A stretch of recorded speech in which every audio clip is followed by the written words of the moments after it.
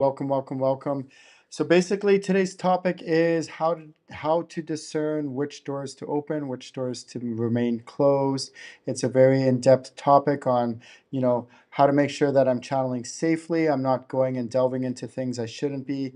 And one of the things that I struggled with the most in my early days is naivety, just being naive, is not knowing what I didn't know. How do you know what you don't know unless you actually, if you go and do something, it's like, well, I didn't know I wasn't supposed to do that, especially spiritually.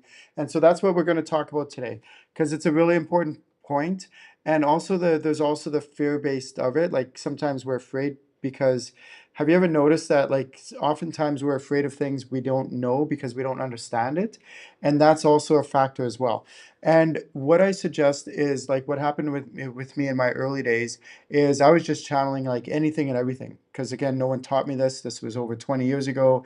And I'm like, oh, why not channel this? Why not channel that? Why not channel all these things, having no clue if I should be or not. And then I had to kind of learn the hard way. Oh, whoops, I shouldn't have been channeling this. But it's not like it just happened once and then the next day I figured it out. Oftentimes there would be things that I would channel and I'd have no clue that, like, until many, many weeks or sometimes even months later, that I was like, oh, well, actually, maybe this thing that I'm channeling isn't good for me, isn't healthy for me, isn't good for me to channel. So maybe I should stop channeling this thing.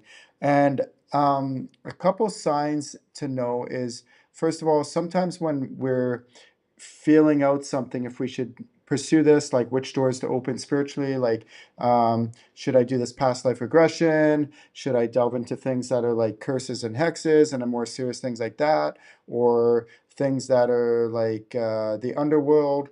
And my answer is no. Don't delve into that stuff unless you know what you're doing.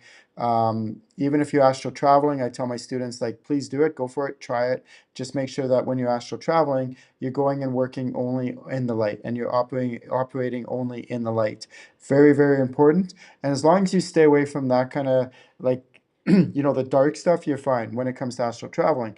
And when it comes to channeling, is what I recommend you do is get to know yourself, like your soul, your higher self, and your spirit guides really well. And for me, when I teach my students, that is the basis of all other channeling, first and foremost. Because once you know your spirit guides really well and you know their energy signatures really well, you know who they are as people, then what you can do from there is whenever you're like, oh, maybe I should try pursuing this spiritual thing, this spiritual path, or try channeling this, or maybe delving into that topic or this topic, or using these different kind of tools and stuff like that. Then what you do is you check with your spirit guides first. Why? Because your spirit guides are a known source. There's someone you know that you can trust, you can count on. You know they're always of your highest and greatest interest. And yes, your spirit guides are always in your highest and greatest interest, which is why I teach my students how to channel them first. And then from there, you can always work with them to discern the difference.